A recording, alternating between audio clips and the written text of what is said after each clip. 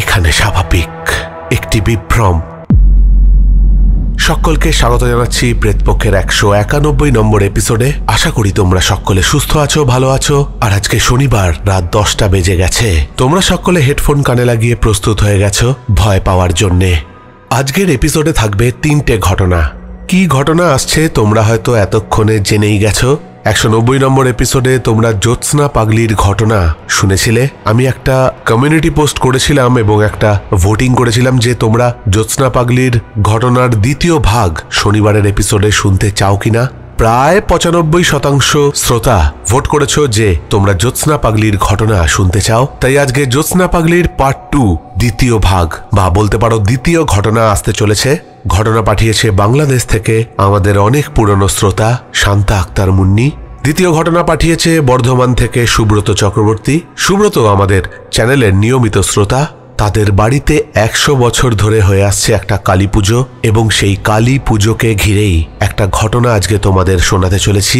খুব সুন্দর একটা ঘটনা, আমার ব্যক্তিগতভাবে ভীষণ ভালো লেগেছে। 3 নম্বর ঘটনাটা যে পাঠিয়েছে তার নাম অনুশ্রী পাণ্ডে। অনুশ্রী কর্মসূত্রে ব্যাঙ্গালোরে থাকে। অনুশ্রী বাংলা লিখতে পারে না কিন্তু বুঝতে পারে, কিছুটা বলতেও পারে। তাই ও আমাদের এই প্রেতপক্ষ চ্যানেলের ঘটনা শোনে আর ও তারই সঙ্গে ঘটে যাওয়া একটা ঘটনা আমাদেরকে পাঠিয়েছে। সত্যি কথা বলতে এই ঘটনা কিন্তু তোমাদের সকলকে নাড়িয়ে দিয়ে চলে যাবে। তাই আর কথা বাড়িয়ে লাভ নেই, সরাসরি চলে যাচ্ছি আজকের প্রেতপক্ষের 191 নম্বর এপিসোডের প্রথম ঘটনায়। ঘটনা পাঠিয়েছে বাংলাদেশ থেকে শান্তা আক্তার মুন্নি। দিনটা ছিল রবিবার। বাজারে হাট বসেছে। সন্ধ্যার সময় গ্রামাঞ্চলে হাট বসে, সেখানে অনেক জিনিসপত্র বিক্রি হয়। সেই দিন সেই হাটে আমার মাও গেছে আমার নানার সাথে। এখানে বলে রাখি যে আমার নানার ছিল বড্ড ভুলো মন, তাই বাড়ির লোক মাকে নানার সাথে পাঠাতে রাজি হচ্ছিল না। সবাই নানাকে বলল, তুমি মেয়েকে নিয়ে হাটে যেও না, তোমার যা খেয়াল দেখবে মেয়েকে কোথায় রেখে দিয়ে চলে এসেছো। নানার বড্ড ভুলো মন ঠিকই, কিন্তু এই কথা শুনে নানার যেন জেদ চেপে গেল। সে বলল, দেখাই যাক না, মেয়েকে বাড়ি ফিরিয়ে নিয়ে আসি নাকি বাজারেই ছেড়ে চলে আসি। মা আর নানা বাজারে গিয়ে পৌঁছল। বাজারে পৌঁছে মা নানার কাছে বায়না ধরল মিঠাই খাবে। নানা মাকে বলল, আগে বাজার করে নি, তারপর ফেরার সময় মিঠাই কিনে দেব।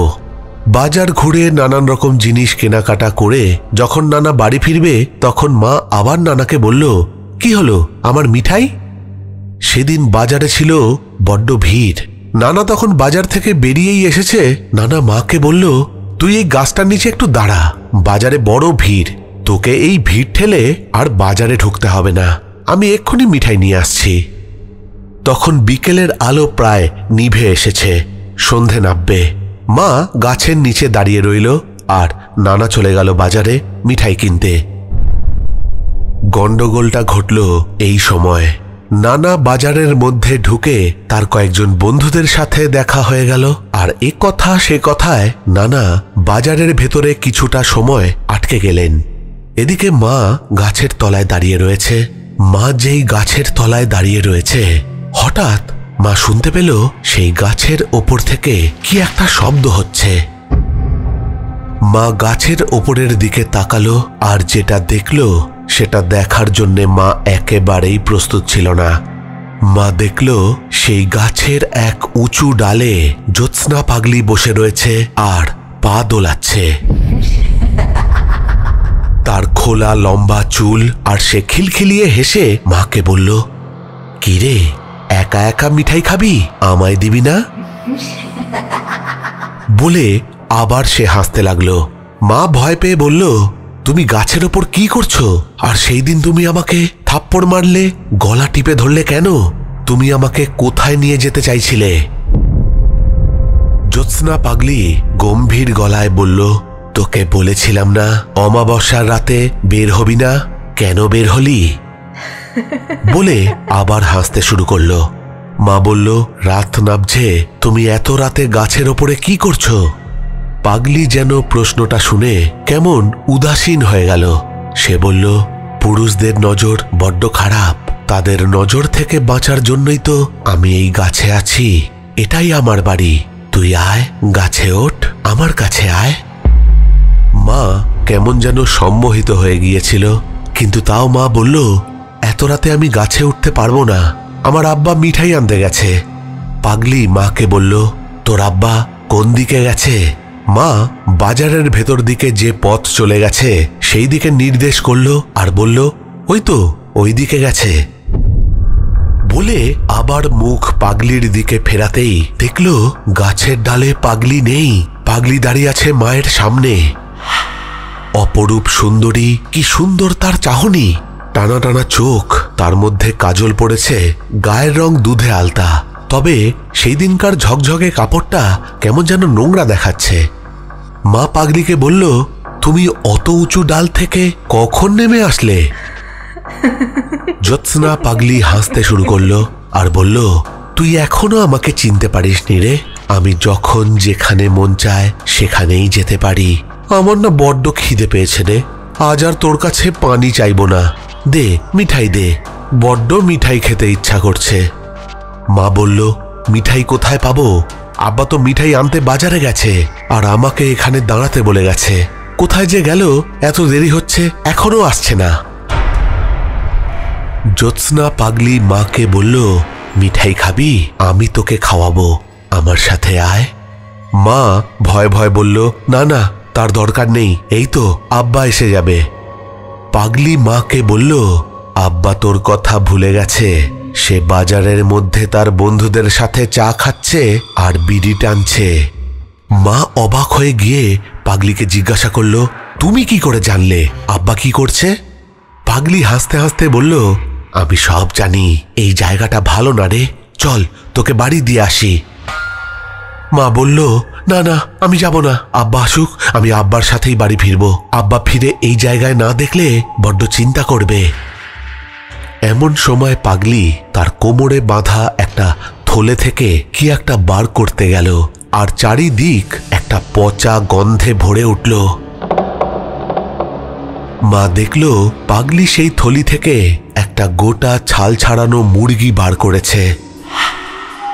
মুরগিটাকে দেখে মনে হচ্ছে যে সেটাকে মেরে তার সব রক্ত কেউ চুষে খেয়েছে। মা বলল, এই কাঁচা পচা মুরগি তুমি কোথায় পেলে? পাগলি বলল, এটাই তো আমার খাদ্য, নে তুই একটু খা। আমার মায়ের গা গুলিয়ে উঠল। মা বলল, ছি ছি, এসব আমি খেতে পারবো না, বলে মা মুখটা সেদিক থেকে ঘুরিয়ে নিল।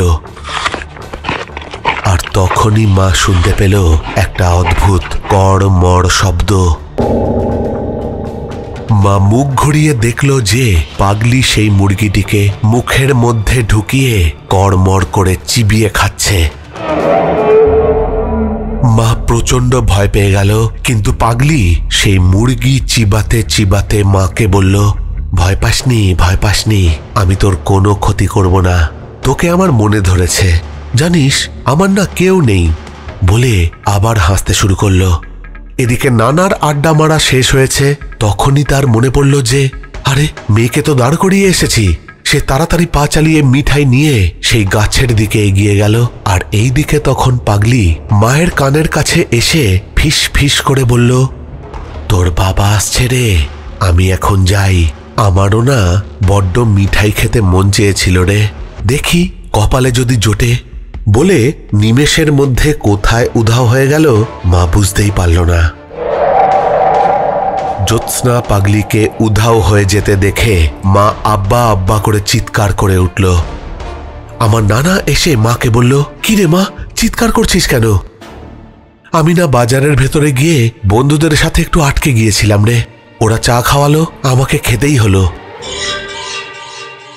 মা অবাক হয়ে তাকিয়ে রইল নানার দিকে।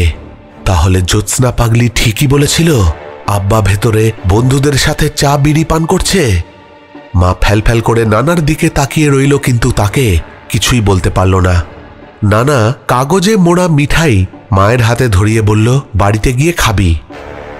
বাড়ির দিকে যেতে যেতে নানা মাকে বলল, 10 খানা মিঠাই আছে, তুই বেশিটাই খাস, আর বাড়িতে যদি কেউ খেতে চায় তাদের দিস।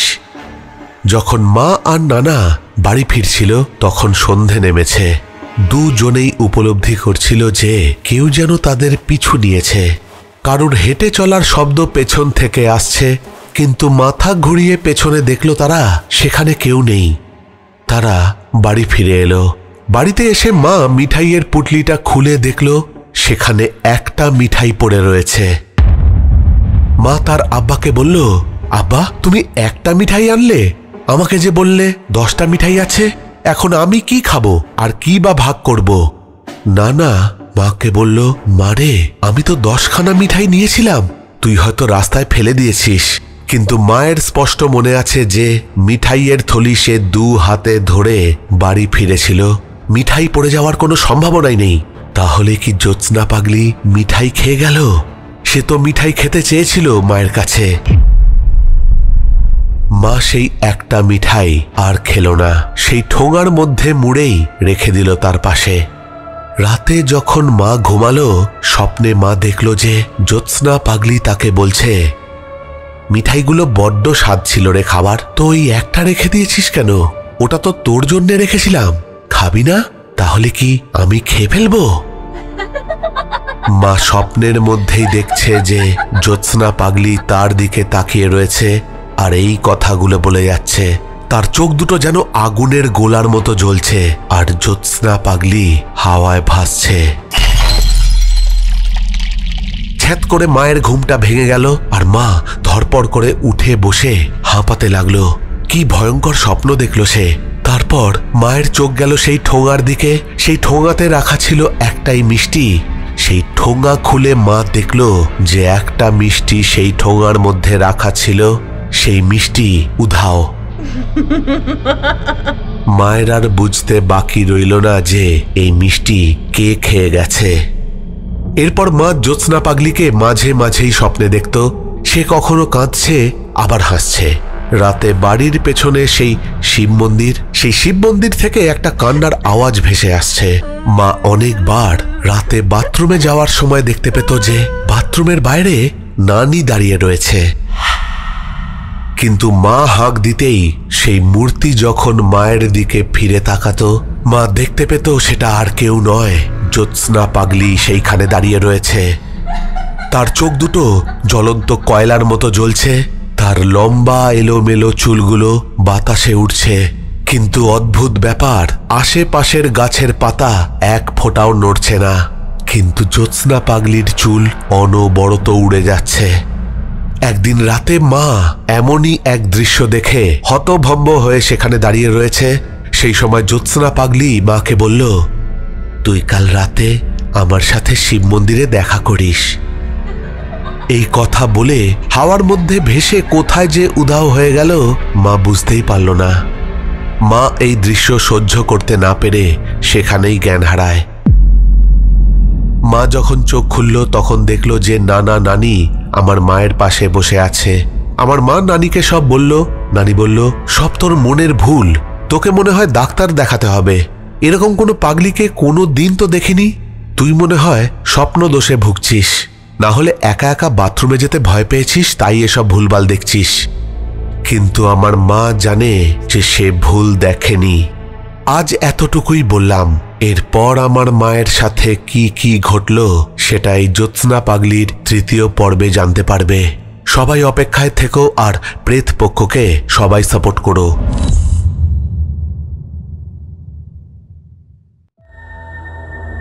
প্রেত পক্ষ এখানে স্বাভাবিক, একটি বিভ্রম। তো এই ছিল ঘটনা। এই জ্যোৎস্না পাগলি যে কে এখনো কিন্তু আমাদের কাছে একটা সাসপেন্সই রয়ে গেল। একটা অদ্ভুত ব্যাপার যে শান্তার মা, তিনি যখন ছোট ছিলেন তার সঙ্গে এই সব ঘটনা ঘটে গেছে।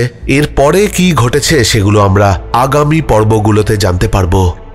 শান্তাকে রিকোয়েস্ট করব যে তুমি এর পরের পর্বগুলো তাড়াতাড়ি আমাদেরকে পাঠিয়ে দাও। তোমরা অবশ্যই কমেন্ট করে জানিও যে তোমাদের ঘটনাটা কেমন লাগলো। আর তোমরা যদি এরকম ঘটনা পাঠাতে চাও তাহলে পাঠিয়ে দিতে পারো আমাদের অফিসিয়াল ইমেল আইডিতে প্রেতপক্ষ@gmail.com-এ। ঘটনা পাঠিয়ে দিতে পারো প্রেতপক্ষের ফেসবুক পেজ ইনবক্সে। আর সবথেকে সহজ উপায় হচ্ছে হোয়াটসঅ্যাপ নাম্বার হচ্ছে 9432129921। সেখানেও তোমরা ঘটনা টেক্সট বা ভয়েস করে পাঠিয়ে দিতে পারো। আমাদের হোয়াটসঅ্যাপ চ্যানেলটাকে জয়েন করে যেও, সেই চ্যানেলেও কিন্তু আমি নানান রকম ছবি আপলোড করতে থাকি, অনেক কিছু আপডেটস দিতে থাকি। তোমাদের মধ্যে যারা ইচ্ছুক তারা জয়েন করে যেতে পারো। তবে ঘটনা পাঠাবার আগে একটা জিনিস দেখে নিও যে সেই সব ঘটনা যেন অন্য কোনো social media platform, YouTube, Facebook কোথাও হয়ে যাওয়া ঘটনা যেন না পাঠিয়ে দাও। কেননা হয়ে যাওয়া ঘটনা যদি এই চ্যানেলে শোনানো হয় তাহলে কপিরাইট ক্লেম অবশ্যই আসবে, আর কপিরাইট ক্লেম আসলে আমাকে সেই ভিডিও বা সেই এপিসোড ডিলিট করে দিতে হবে। চলে যাচ্ছি আজকের দ্বিতীয় ঘটনায়। দ্বিতীয় ঘটনা পাঠিয়েছে বর্ধমান থেকে সুব্রত চক্রবর্তী। বেশি দেরি না করে সরাসরি চলে যাচ্ছি আজকের প্রেতপক্ষের 191 নম্বর এপিসোডের দ্বিতীয় ঘটনায়। হ্যালো রাজদা, আমি বর্ধমান থেকে সুব্রত চক্রবর্তী বলছি। আমি তোমার চ্যানেলের অনেক পুরনো শ্রোতা। তোমার ঘটনা শুনতে আমার খুব ভালো লাগে। আমি আর আমার গার্লফ্রেন্ড দুজনে একসাথে বসে ঘটনা শুনি। ভয়ের আবেশ তৈরি করতে রুমের দরজা জানলা বন্ধ করে হোম থিয়েটারে লাগিয়ে ঘটনা শুনি। এমন মনে হয় যে ঘটনাগুলো আমার সামনেই ঘটছে। বেশি কথা না বাড়িয়ে ঘটনায় আসা যাক। আমি যে ঘটনাটা বলবো সেটা আমার বাড়ির কালী পুজোকে ঘিরে। আমি এই ঘটনা শুনেছি আমার ঠাকুমার মুখ থেকে। আমাদের বাড়ির কালী পুজো প্রায় 100 বছর পুরনো। ঠাকুমা বলতেন যে আমাদের বাড়ির পুজোতে পাঁঠা বলি হতো। প্রথম 10 বছর সেই পাঁঠা বলি চলেছিল। তারপর আমার ঠাকুমার দাদু বলেন যে পাঁঠা বলি বন্ধ করতে হবে। ঠাকুমার দাদার সেই বছর নতুন বিয়ে হয়েছিল, আর কয়েক মাসের মধ্যেই ঠাকুমার বৌদি সন্তান সম্ভবা হন। নির্দিষ্ট সময় তিনি এক কন্যা সন্তান প্রসব করেন। তার বয়স যখন হলো 1 বছর, সেই মাসেই ছিল কালী পুজো। ঠাকুমার দাদুর কথা অনুযায়ী সেই বছর বলি দেওয়া বন্ধ হলো, আর এক অজানা কারণে ঠাকুমার দাদার সেই কন্যা সন্তান হঠাৎ করে মারা যায়। এর পরের বছর ঠাকুমার বৌদি আবার সন্তান সম্ভবা হয়ে পড়েন। পুরো বাড়ি সন্তান শোকে ভুগছিল। এই খবরে যে বৌদি আবার সন্তান সম্ভবা, সবাই খুব খুশি হয়। নির্দিষ্ট সময় এবার বৌদি এক পুত্র সন্তান প্রসব করেন। তার কয়েক মাস পরেই আবার আসে কালী পুজো। বাড়ির সকলে ঠাকুমার দাদার এই দ্বিতীয় সন্তানটিকে খুব সাবধানে আগলে রেখেছিল, একেবারে পালকের মধ্যে করে রাখা যাকে বলে। কিন্তু এবারেও অঘটনটা ঘটল। সেই দ্বিতীয় সন্তান এক অজানা কারণে হঠাৎ করেই মারা যায়। বাড়িতে শোকের ছায়া নেমে আসে। দুটো সন্তান দাদা হারালো। এরপর বছর গড়িয়ে আবার কালী পুজোর সময় আসছে। ঠিক কালী পুজোর 10 দিন আগে ঠাকুমার সেই দাদা একটা অদ্ভুত স্বপ্ন দেখেন। তিনি দেখেন মা কালী দাদাকে এসে বলছেন, এই বাড়িতে আমার বলি বন্ধ করে আমাকে অসন্তুষ্ট করা হয়েছে, তাই এই বাড়িতে সন্তান শোকের ছায়া নেমে এসেছে। তারপর যে দৃশ্যটা তিনি দেখেন সেটা খুবই অদ্ভুত এবং বেদনাদায়ক। দাদা স্বপ্নের মধ্যে দেখেন যে মা কালী তাকে বলছেন, তোর ছেলে মেয়েকে দেখবি। ঠাকুমার সেই দাদা স্বপ্নের মধ্যেই মা কালীকে সম্মতি জানান। তখন মা কালী নিজের খড়গ দিয়ে নিজেরই পেট কেটে ফেলে। ঠাকুমার দাদা দেখতে পায় তার ছেলে আর মেয়ে মা কালীর পেটের মধ্যে খেলা করছে। এই দৃশ্য দেখে দাদার ঘুম ভেঙে যায়। সে ধরফড় করে উঠে বসে প্রথমটা ভাবতে থাকে যে সে কি দেখলো। তারপর ঠাকুমার দাদা মা কালীর কাছে ক্ষমা চেয়ে বলে, মা গো, আমার ভুল হয়ে গেছে, আমার ভুল হয়ে গেছে মা, তুমি ক্ষমা করো, তুমি ক্ষমা করো। সেই দিনটা কোনো রকমে কাটে। কিন্তু পরের দিন রাতেই দাদা আবার স্বপ্ন দেখে যে স্বয়ং মা কালী তাকে স্বপ্নাদেশ করছেন, কোনোদিন এই বাড়িতে বলি বন্ধ করবি না, আর যদি করিস তখন সেই সময় পরিবারের নতুন কেউ এলে আমি তাকে নিয়ে আমার কাছে রেখে দেব। পরের দিন সকালবেলায় দাদা উঠে বাড়িতে সকলকে এই কথা জানায়, আর সেই বছর থেকেই আবার সেই বাড়িতে পাঁঠা বলি শুরু হয়। পরের বছরেই বৌদি আবার সন্তান সম্ভবা হন, আর তিনি এক পুত্র সন্তান প্রসব করেন। এরপর থেকে সেই বাড়িতে আর কোনো অঘটন আজ পর্যন্ত ঘটেনি।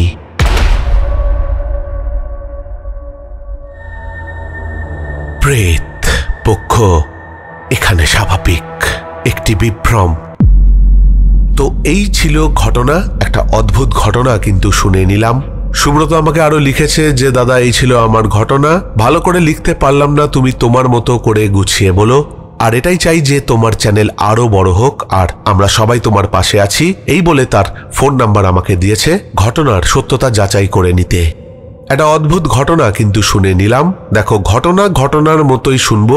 আমাদের মধ্যে অনেকেই আছে যারা কিনা পাঠা বলি সাপোর্ট করে না, কিন্তু ব্যাপারটা হচ্ছে আমারই পরিচিত মহলে এরকম অনেক বাড়ি রয়েছে যে আজ পর্যন্ত সেই বাড়িতে পাঠা বলি হয়। এবং আমি পার্সোনালি একটা বাড়ি জানি, আমি নাম নেব না, সেইখানে কিন্তু এরকম ঘটনা ঘটেছে যে পাঠা বলি বন্ধ হয়েছে, আর সেই বছর সেই বাড়ির বড় ছেলে মারা গেছে। এবং পরবর্তীকালে এরকমও দেখা গেছে যে পুজোতে যদি কোনো ত্রুটি থেকে গেছে সেই বাড়িতে, কিছু না কিছু ক্ষতি হয়ে গেছে সেই বাড়িতে। তোমরা অবশ্যই কমেন্ট করে জানিও যে তোমাদের কি মতামত। আমার ব্যক্তিগতভাবে ঘটনাটা ভালো লেগেছে, তাই তোমাদের পড়ে শোনালাম। কমেন্ট বক্স খোলা আছে, তোমরা নিজেদের মতামত সেখানে অবশ্যই লিখে জানাবে আমাকে। তাহলে চলে যাচ্ছি আজকের তৃতীয় ঘটনায়। তৃতীয় ঘটনা পাঠিয়েছে অনুশ্রী পাণ্ডে। আগেই বলেছিলাম অনুশ্রী কর্মসূত্রে যখন ব্যাঙ্গালোরে থাকতো তখন এই ঘটনাটা তার সাথে ঘটে গিয়েছিল। সেই ঘটনাটাই এবার তোমাদের শোনাতে চলেছি। তবে এখন ওর বিয়ে হয়ে গেছে, তাই ও ঝাড়খণ্ডে চলে এসছে, সেখানেই ওর বাড়ি এবং ওর শ্বশুর বাড়িও ঝাড়খণ্ডে। এই ঘটনা কিন্তু তোমাদের সকলকে নাড়িয়ে দিয়ে চলে যাবে, তাই বেশি দেরি না করে চলে যাচ্ছি আজকের প্রেতপক্ষের 191 নম্বর এপিসোডের তৃতীয় এবং শেষ ঘটনায়। আমার নাম অনুশ্রী পাণ্ডে। এই ঘটনায় আমার বাদে আরও 3 জন ব্যক্তির উল্লেখ আছে। আমি তাদের নাম সঙ্গত কারণে বদলে দিয়েছি, তবে এতে ঘটনার কোনো রকম হেরফের হবে না। আমি বাংলা লিখতে পারি না, তাই আমি আমারই এক বান্ধবীকে দিয়ে এই ঘটনাটা বাংলায় লিখে পাঠালাম। আমি যখন ব্যাঙ্গালোরে থাকতাম আর সেখানে একটি আইটি কোম্পানিতে কাজ করতাম, কোম্পানির নাম উল্লেখ করলাম না, আমরা একজন ভদ্রমহিলার কাছে পেইং গেস্ট থাকতাম। 2 তলা বাড়ি, আমাদের বাড়িওয়ালি থাকতো নিচের তলায়, আর আমি আর আমার আরেকজন বান্ধবী রশনি থাকতো ওপরের তলায়। ব্যাঙ্গালোরে এসেছি তখন প্রায় 1.5 বছর হয়ে গেছে। তারপরেই একদিন রবিবার, সময়টা তখন দুপুর হবে, দেখলাম নিচের তলায় একটি মেয়ে আমাদের বাড়িওয়ালির সাথে কথা বলছে। তার কয়েক মুহূর্ত পরেই বাড়িওয়ালি আমাকে আর রশনিকে নিচে ডেকে পাঠায়। আমরা নিচে যাই। আমরা দুজন নিচে গিয়ে দেখি একটি মেয়ে আমাদের বাড়িওয়ালির সাথে দাঁড়িয়ে রয়েছে। বাড়িওয়ালি আমাদেরকে বললেন, আরে এই মেয়েটি, এই তোমার কি নাম জানো? মেয়েটি নিজের নাম বলল। মেয়েটির নাম পূর্বা, কলকাতার মেয়ে। ব্যাঙ্গালোরে চাকরি পেয়েছে, থাকার জায়গা পাচ্ছে না, তাই ও এখানে খোঁজ নিতে এসেছে। অনেক জায়গায় খোঁজ খবর নেওয়ার পর ও যে জায়গা একেবারে পায়নি তা নয়, কিন্তু ওর থাকার জায়গা পছন্দ হয়নি। বাড়িওয়ালি বললেন যে আমার ওপরতলায় এই 2টি মেয়ে থাকে, আরেকজনের থাকার জায়গা নেই, তুমি ওদের সাথে কথা বলে নাও, যদি ওরা রাজি থাকে তোমাকে রাখতে তাহলে তোমরা শেয়ার করে থাকবে। এই বলে আমাদের বাড়িওয়ালি ভেতরে চলে গেলেন আর তার চাকরকে বললেন আমাদের 3 জনের জন্য একটু শরবত দিতে। আমাদের বাড়িওয়ালি বড্ড ভালো। পূর্বা মেয়েটি বেশ ভালো, আমাদের সাথে কথা বলে বেশ ভাব জমিয়ে নিল। পূর্বা আমাদেরকে বলল, আমাকে এখানে একটু থাকতে দাও না, তোমাদের কোনো অসুবিধা হবে না। একটা কথা বলে রাখি, বাড়িওয়ালিকে বলো না তোমরা যদি আমাকে এখানে থাকতে দাও আমি এই বাড়ির পুরো ভাড়া দিয়ে দেব, তোমাদের কিচ্ছু দিতে হবে না। আমরা একটু অপ্রস্তুতে পড়ে গেলাম, এ আবার কেমন প্রস্তাব। যাই হোক, আমরা রাজি হয়ে গেলাম ওকে আমাদের সাথে রাখতে। তবে বললাম তোমাকে পুরো ভাড়া দিতে হবে না, আমরা শেয়ার করেই থাকব। বেশি কথা না বাড়িয়ে সরাসরি মূল ঘটনায় আসছি। আমি একটা আলাদা খাটে শুতাম আর রশনিরও ছিল আলাদা একটা খাট। পূর্বা আমাদেরকে বলল যে তার কোনো খাটের প্রয়োজন নেই, ও স্লিপিং ব্যাগে শোবে। আমরা বলেছিলাম যে আমরা বাড়িওয়ালিকে বলে একটা বড় খাটের ব্যবস্থা করব, কিন্তু ও মানা করলো, বলল আমার জন্যে বিব্রত হওয়ার দরকার নেই। সবই ঠিক চলছিল, কিন্তু 3-4 দিন পর থেকেই আমি একটা জিনিস লক্ষ্য করলাম যে রাতে পূর্বা জেগে থাকে আর অদ্ভুত সব জিনিস করে। যেমন একটা মালা নিয়ে জপ করে, কখনো ওর ব্যাগ থেকে বার করে দুটো ছোট ছোট পুতুল। কি সব মন্ত্র আওড়াতে থাকে কিছুই বুঝতে পারি না। তারপর আবার সেই মালা পুতুল নিজের ব্যাগে রেখে শুয়ে পড়ে। এই অবধি ঠিকই ছিল, কিন্তু আরেকদিন রাতে একটা অদ্ভুত ঘটনা ঘটে। ঘুমটা হঠাৎ মাঝরাতের দিকে ভেঙে গেছে। রশনি ঘুমিয়ে আছে, কিন্তু আমাদের দুটো খাটের মাঝখানে পূর্বার স্লিপিং ব্যাগটা ফাঁকা। চোখটা গেল আমাদের ঘরের জানলার দিকে। পূর্বা সেই জানলায় পর্দা সরিয়ে দাঁড়িয়ে রয়েছে। আমি লক্ষ্য করলাম পূর্বা মৃদু দুলছে। মনে ভাবলাম, এর কি ঘুমের মধ্যে হাঁটার ব্যায়ামও আছে নাকি? হঠাৎ দেখলাম পূর্বা কাকে যেন হাত দেখাচ্ছে। এমন মনে হতে লাগলো যে আমাদের বাড়ির নিচে কেউ দাঁড়িয়ে আছে, তাকেই ও হাত দেখাচ্ছে। এরকম ঘটনা প্রতি রাতেই ঘটতে থাকলো। একটা সময় আমি দেখলাম যে এতে তো আমারও ঘুমের ব্যাঘাত হচ্ছে। সত্যি কথা বলতে পূর্বার এই কীর্তিকলাপে আমার ঘুম আসতো না। আমার ভয় করত রাতেও জানালার পাশে দাঁড়িয়ে এরকম কাকে হাত দেখায়, যদিও কোনোদিন দরজা খুলে নিচে নেমে যায়। ভেবেছিলাম পূর্বাকে জিজ্ঞাসা করব, কিন্তু সত্যি কথা বলতে কোনোদিন সাহস হয়নি। একদিন নিউ ইয়ার্স ইভে আমরা তিনজন বাড়িতে বসে বেশ পার্টি করছি। হালকা ড্রিঙ্কসেরও ব্যবস্থা হয়েছে। পূর্বা আমাদের সঙ্গে রয়েছে 1.5 মাস কেটে গেছে। মাঝরাত কেটে যাওয়ার পর সকলকে হ্যাপি নিউ ইয়ার জানিয়ে যখন শুতে যাব, পূর্বা আমাদেরকে বলল, আরে এখন শুতে যাবে কি, দাঁড়াও, এখনো তো মজা করা বাকি আছে বলে ও ব্যাগ থেকে আরেকটা ড্রিঙ্কসের বোতল বার করলো। আমি তখন বললাম যে না না, আমি আর খাবো না। রোশনিও বলল সেও খাবে না, কিন্তু পূর্বা খেতে আরম্ভ করলো। পূর্বা অল্প সময়ের মধ্যেই ভুলভাল বকতে থাকলো। সে একেবারেই প্রকৃতস্থ অবস্থায় নেই। আমি সুযোগ বুঝে পূর্বাকে জিজ্ঞাসা করলাম, পূর্বা, তুমি প্রতি রাতে একটা মালা বার করে কি জপ করো? আর অনেক সময় দেখি দুটো পুতুল নিয়ে কি সব মন্ত্র আওড়ে যাচ্ছ। তারপর তোমাকে আমি অনেক রাতে দেখেছি আমাদের ওই জানলার সামনে দাঁড়িয়ে থাকতে, এবং দেখেছি তুমি কাউকে ওখানে দাঁড়িয়ে হাত নাড়ছ। তুমি কাকে হাত দেখাও গো? পূর্বার মুখটা ফ্যাকাশে হয়ে গেল।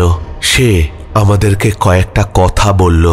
ও বলল যে ওর বাবা একজন নামী বিজনেসম্যান, তিনি মারা গেছেন।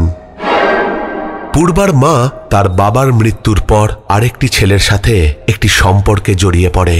পূর্বার এই জিনিসটা ভালো লাগেনি, তাইও কলকাতা ছেড়ে বাইরে চাকরি নিয়ে চলে এসেছে। তাদের পয়সার কোনো অভাব নেই, কিন্তু পূর্বা জানায় পূর্বার মা আর ওই লোকটা, মানে ওর মায়ের প্রেমিক, ওরা দুজন মিলেই ষড়যন্ত্র করছে ওর বাবার পুরো সম্পত্তি হাতিয়ে নিতে।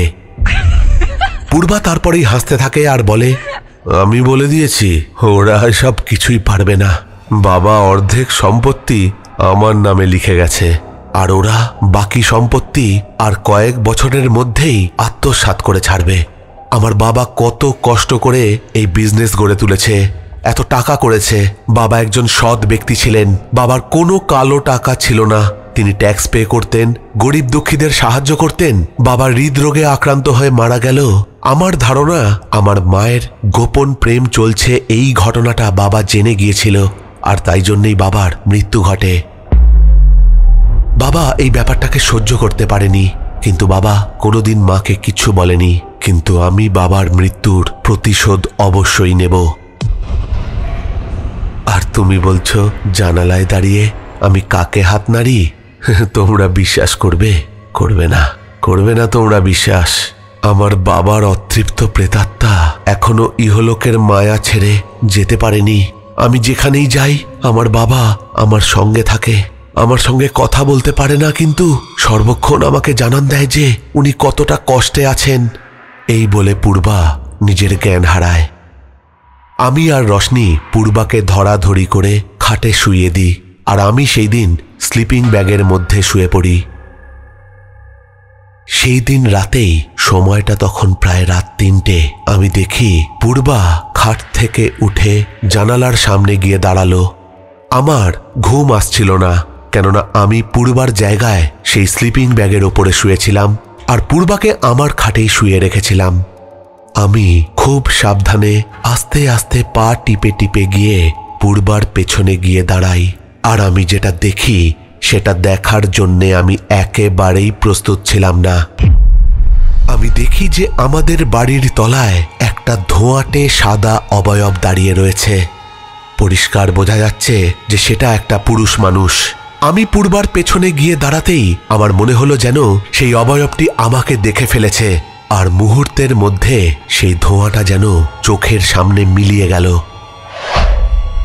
পূর্বা ততক্ষণে টের পেয়েছে যে আমি ওর পেছনে এসে দাঁড়িয়েছি। পূর্বা আমাকে বলল, কি ব্যাপার, তুমি এখানে দাঁড়ালে কেন? দেখলে বাবা আমার সঙ্গে দেখা করতে এসেছিল, তোমাকে দেখে বাবা চলে গেল, যাও তুমি এখান থেকে, যাও। এই বলে পূর্বা কাঁদতে থাকলো। আমার মনটা অনুশোচনায় ভরে গেল, তার সঙ্গে ভয়। পরের দিন সকালে আমরা দেখলাম যে একটা ছেলে পূর্বার সাথে দেখা করতে এসেছে। ছেলেটির নাম রাকেশ। পূর্বা আমাদের সাথে ছেলেটিকে আলাপ করালো। পূর্বা বলল, রাকেশ আমার বাবার ড্রাইভার ছিল, এখন ও কলকাতাতেই থাকে, আমার সঙ্গে দেখা করতে এসেছে। রাকেশ পূর্বার জন্যে বেশ কয়েকটা জিনিস এনেছিল, কিন্তু সেই জিনিসগুলো পূর্বা আমাদের দেখালো না। পূর্বা খালি রাকেশকে বলল, তুমি সাবধানে থেকো, আর এই জিনিসটা কোথায় রাখতে হবে তুমি তো জানো। রাকেশ মাথা নেড়ে একটা ছোট্ট লাল পুটলি যেটা পূর্বা তার হাতে দিল সেটা নিজের ব্যাগে ঢুকিয়ে নিল। রাকেশ আমাদের সাথে সারাদিন ছিল, সে নাকি সেই দিনই রাতের ফ্লাইটে কলকাতায় ফিরে যাবে। পূর্বা সেই দিন সন্ধেবেলায় রাকেশকে এয়ারপোর্ট ছাড়তে গেল। যখন বাড়ি ফিরল তখন বুঝতে পারলাম যে সে প্রকৃতস্থ অবস্থায় নেই। পূর্বা আমাদেরকে এসে বলল, আমার মা আর আমার মায়ের প্রেমিক ব্যাংকক বেড়াতে যাচ্ছে আমার বাবার পয়সার শ্রাদ্ধ করতে। আমরা কোনো কিছুই বললাম না। এরপর 2 দিন স্বাভাবিকভাবেই কাটল। 3 দিনের দিন রাতের বেলায় একটা অদ্ভুত ঘটনা ঘটল। আমি দেখতে পেলাম পূর্বা মাঝরাতের দিকে নিজের স্লিপিং ব্যাগ থেকে বেরিয়ে সেই জিনিসগুলো হাতড়াচ্ছে যেগুলো রাকেশ তার জন্য এনে দিয়েছিল। আমি দেখলাম পূর্বা একটা পেতলের বাটি বার করেছে আর তার মধ্যে জল ভরেছে। তারপর দেখলাম পূর্বা মন্ত্র আওড়ে যাচ্ছে। তারপর আবার দেখতে পেলাম সেই 2টো পুতুল পূর্বা সেই পেতলের বাটির মধ্যে জলের ভেতরে চোবাচ্ছে আর ওঠাচ্ছে, আর বিড়বিড় করে কি সব মন্ত্র আওড়াচ্ছে, কিছুই বোধগম্য হচ্ছে না আমার। তারপর এক সময় দেখতে পেলাম পূর্বা সেই পুতুল 2টোকে জলের মধ্যে চুবিয়ে রাখলো। আমার এমন লাগতে লাগলো যে সেই পুতুলগুলো জ্যান্ত, আর তারা ছটফট করছে। জলের তলায় সেই পুতুলগুলোর শ্বাসরোধ হয়ে যাচ্ছে, আর তারা তাই জন্যে ছটফট করছে। আমি ভয় সিঁটিয়ে গেলাম, কোনো কথা বলার সাহস আমি পেলাম না। পূর্বা কিছুক্ষণ পর সব জিনিস সেই পোটলার মধ্যে রেখে সেই পেতলের বাটি থেকে জল ফেলে দিয়ে যথাস্থানে সবকিছু রেখে শুয়ে পড়ল। এই ঘটনার ঠিক 5 দিন পর রাকেশ আবার পূর্বার সাথে দেখা করতে এলো। রাকেশ আসার সঙ্গে সঙ্গেই পূর্বা তৈরি হয়ে রাকেশকে নিয়ে বেরিয়ে গেল আর আমাদের বলে গেল যে ফিরতে রাত হবে। পূর্বা যখন রাকেশকে নিয়ে রাতে ফিরল, পূর্বা আমাদের বলল, রাকেশ আজ রাতটা আমাদের এখানেই থাকবে, কাল সকালে আমরা কলকাতায় ফিরে যাব। আমরা তখন পূর্বাকে বললাম, সে কি, তুই চাকরি ছেড়ে দিলি নাকি? পূর্বা আমাদেরকে বলল, হ্যাঁ রে, তোদেরকে জানানো হয়নি, চাকরি আমি ছেড়ে দিয়েছি। পূর্বা পরের দিন সকালে রাকেশের সাথে কলকাতায় চলে গেল। তারপর 1 মাস কেটে গেছে। পূর্বাকে আমরা প্রায় ভুলতেই বসেছি। ঠিক তেমনই এক মুহূর্তে পূর্বার একটা মেল আসে আমার কাছে। পূর্বা মেলে লিখেছে, অনুশ্রী, রশনি, তোরা কেমন আছিস? বাবা তো আমাকে আগেই ছেড়ে গিয়েছিল, এরপর মাও ছেড়ে গেল আমাকে। সেই যে তোদেরকে বলেছিলাম আমার মা আর মায়ের প্রেমিক ব্যাংকক যাচ্ছে, সেখানেই একটা দুর্ঘটনায় তারা জলে ডুবে মারা গেছে। সেসব অনেক ঘটনা, অনেক কেস ঘটেছে, সবকিছু এখন মিটে গেছে।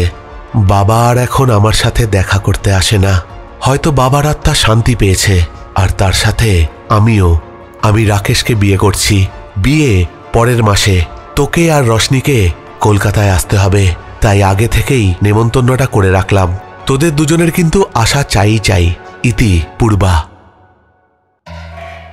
এই মেলটা পড়ার পর আমার মাথায় অনেক কিছু ঘুরতে লাগলো। তাহলে কি পূর্বা কালা জাদু জানতো?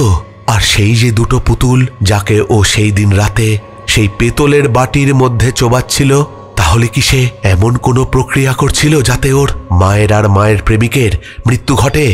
কেননা ওদের দুজনের মৃত্যু ঘটেছে জলে ডুবে। আমি রশনিকে সব কথা জানাই। রশনি ভয় ফ্যাকাশে হয়ে যায়। যে ঘটনাটা এতক্ষণ বললাম সেই ঘটনা আমি আমরণ ভুলব না। তবে ঘটনা শেষ করার আগে একটা কথাই বলতে পারি যে পূর্বাকে দোষী সাব্যস্ত করার কোনো প্রমাণ আমার কাছে ছিল না। আর পূর্বা আর রাকেশের বিয়েতেও আমি আর রশনি যেতে সাহস করিনি। প্রেত পক্ষ এখানে স্বাভাবিক, একটি বিভ্রম। তো এই ছিল ৩ নম্বর ঘটনা। একটা অদ্ভুত ঘটনা কিন্তু আমার ব্যক্তিগতভাবে লেগেছে। তোমাদের কিরকম লেগেছে তোমরা অবশ্যই কমেন্ট করে জানাবে। সত্যি একটা প্রশ্ন কিন্তু থেকে যাচ্ছে, পূর্বা কি সত্যি কালা জাদুর মাধ্যমে ওর মা আর ওর মায়ের প্রেমিককে মেরে ফেললো? এটা কি হতে পারে? জানি না, আমার জানা নেই। তবে এরকম অনেক অজানা জিনিস থাকে আমাদের ধরা ছোঁয়ার বাইরে। তোমরা অবশ্যই কমেন্ট করে জানিও যে আজকের 3টে ঘটনার মধ্যে কোন ঘটনাটা সব থেকে বেশি ভালো লাগলো, কোন ঘটনাটায় তোমরা সব থেকে বেশি ভয় পেয়েছো, জানাতে ভুলো না। চলে যাব আজকের শাউট আউটের দিকে। সুদেশনা সিনহা রয় লিখেছে, ভীষণ ভালো ঘটনা শুনলাম, সবই জগৎমাতার কৃপা, জয় মা। তারা পাসওয়ান লিখেছে, রাজদা এই ঘটনা শুনে আমার জীবনের সাথে অনেক মিল আছে। বিকাশ ব্যানার্জি লিখেছে, অপূর্ব ঘটনা, খুব ভালো লাগলো দাদা। কাকলি 2771 লিখেছে, অসাধারণ ঘটনা, খুব ভালো লাগলো। দ্য লেজেন্ড প্রিন্স লিখেছে, এক্সেলেন্ট স্টোরি। মৃদাঙ্গ বিশ্বাস লিখেছে, জয় মা কালী, সত্যি একটা ইউনিক ঘটনা শুনলাম। সুতপা নাগ লিখেছে, আবারও একটা নন্দিনীর অনবদ্য ঘটনা শুনলাম, শুভরাত্রি রাজদা। সোনু সরকার লিখেছে, আমার ঘটনাটা বেশ ভালো লেগেছে, একটা সুন্দর অলৌকিক ঘটনা শুনে নিলাম। নন্দিনীদের পাঠানো সবাইকে দোল পূর্ণিমা অনেক অনেক শুভেচ্ছা, আর রাজদা তোমাকেও। ফাল্গুনী রয় লিখেছে, অসাধারণ ঘটনা, খুব খুব খুব সুন্দর ঘটনা শোনালে তুমি। লোপা মিনি ভ্লগ লিখেছে, দারুণ ঘটনা দাদা, সত্যি মা আছেন সবসময় আমাদের অদৃশ্যভাবে রক্ষা করছেন। বিবেক দাস লিখেছে, খুব সুন্দর একটা ঘটনা, তোমার গলায় ঘটনা শুনে দারুণ লাগলো রাজদা। দোল পূর্ণিমার অগ্রিম প্রীতি ও শুভেচ্ছা রইল প্রেতপক্ষের সম্পূর্ণ পরিবারকে। মোহাম্মদ মঞ্জু লিখেছে, খুবই ভালো লাগছে ভাই, আমি গাজীপুরের ছেলে, ঢাকা বাংলাদেশ থেকে। একলা পথের পথিক রে ভাই লিখেছে, দেবী দর্শন আর প্রেতপক্ষের সঙ্গ উভয় মঙ্গলজনক। পিন্টু ধারা লিখেছে, আমি বজবজ সাউথ 24 পরগনা থেকে শুনি আপনার ঘটনা। সুবর্ণ চক্রবর্তী লিখেছে, হ্যালো রাজদা, আমি গড়িয়া থেকে বলছি, তোমার গলায় ঘটনাগুলো জাস্ট অসম লাগে, তোমার কণ্ঠে ঘটনাগুলি যেন জীবন্ত হয়ে ওঠে। এইভাবে আমাদের খুব সুন্দর ঘটনাগুলি আমাদের উপহার দিও রাজদা, যুগ যুগ জিও, প্রেতপক্ষ নিয়ে এইভাবে এগিয়ে যাও, জয় মা। আয়ুষ চক্রবর্তী লিখেছে, দাদা তোমার ভয়েসে গল্প যেন জীবন্ত হয়ে ওঠে রাজদা, আরো সুন্দর সুন্দর ঘটনা শুনতে চাই, থ্যাংক ইউ, ভালো থেকো দাদা। সুতপা সেন লিখেছে, রাজদা তোমার ভয়েসের কোনো তুলনা হয় না, তুমি সেরা। পাপড়ি চক্রবর্তী লিখেছে, জানি দেরি হয়ে গেল, নো প্রবলেম, এখনই লাইক কমেন্ট করে তোমার সুন্দর গলায় ভয়ের ঘটনা শোনা শুরু করলাম রাজদা, ভালো থেকো। তিতিস ব্লগ লিখেছে, দাদা ভাই আমি বাসে আছি, দীঘায় যাচ্ছি, তোমার ঘটনা কিন্তু মিস করিনি, দারুণ লাগলো দাদা ভাই, তোমার কণ্ঠে জাস্ট অসম, জমে গেল। মানব সাহা লিখেছে, দাদা অপেক্ষার অবসান হলো, চলে এলাম ঘটনা শুনতে রাজদার সুমধুর কণ্ঠে, আর আমাদের পরিবারের সকলকে জানাই হ্যাপি হোলি। ভাসু পর্দা লিখেছে, মন্দিরটার অ্যাড্রেস কেউ জানালে একটু জানাবেন, বিপদে আছি, খুব দরকার। এখানে বলে রাখি যে আমাকে হোয়াটসঅ্যাপে অনেকে এই মন্দিরটার সন্ধান জানতে চেয়েছে, তবে হঠাৎ একটা কথা মনে পড়ে গেল যে এই দেবী দর্শন ঘটনায় আমি কিন্তু একটা ভুল করেছি। যে গ্রামের নামটা আমি ঘটনায় বলেছি সেটা আমি ভুল উচ্চারণ করেছি, সেটা আমি বলেছিলাম কর্মবন্ধু। এই নামে কিন্তু কোনো গ্রাম নেই, আসল নামটা হবে কর্ণমধু। এই ভুলটার জন্য একটু ক্ষমা করে দিও। সুকন্যা লিখেছে, কয়েকদিন গ্রামে গেছিলাম, সেখানে এত নিশ্চুপ রাতের বেলায় ভয় আমি ঘটনা শুনতে পারিনি, দিনে সময় হয়নি, বাড়ি ফিরে সব শুনলাম, খুব ভালো লাগলো আজকের ঘটনা দাদা। আশিস কুমার দে লিখেছে, দাদা আমি শ্রীরামপুর হুগলিতে থাকি, তোমার ঘটনাগুলো শুনি কিন্তু কোনোদিন কমেন্ট করি না, আজ প্রথম মন্তব্য করছি। অবশ্যই কমেন্ট করবে, আমি সবসময় বলি যে কমেন্ট অবশ্যই করবে তোমরা সকলেই, তোমাদের কমেন্ট কিন্তু আমার কাছে অত্যন্ত প্রেশিয়াস এবং দামি। কবিতা দাস লিখেছে, হাই দাদা কেমন আছো, আমি ভালো আছি কবিতা। সৌজাত্য ঘোষ লিখেছে, জয় মা কালী, ভালো লাগলো শুনে। এই সবকটা কমেন্টই এসছে দেবী দর্শন মা কালীর উপস্থিতি উপলব্ধি করার ঘটনা প্রেতপক্ষের 189 নম্বর এপিসোডকে উদ্দেশ্য করে। তাহলে আজকের মতো এখানেই শেষ করছি। ফিরে আসবো পরের সপ্তাহে নতুন কোনো ঘটনা নিয়ে। ততক্ষণের জন্য তোমরা সকলে ভালো থেকো। Love you all. টাটা।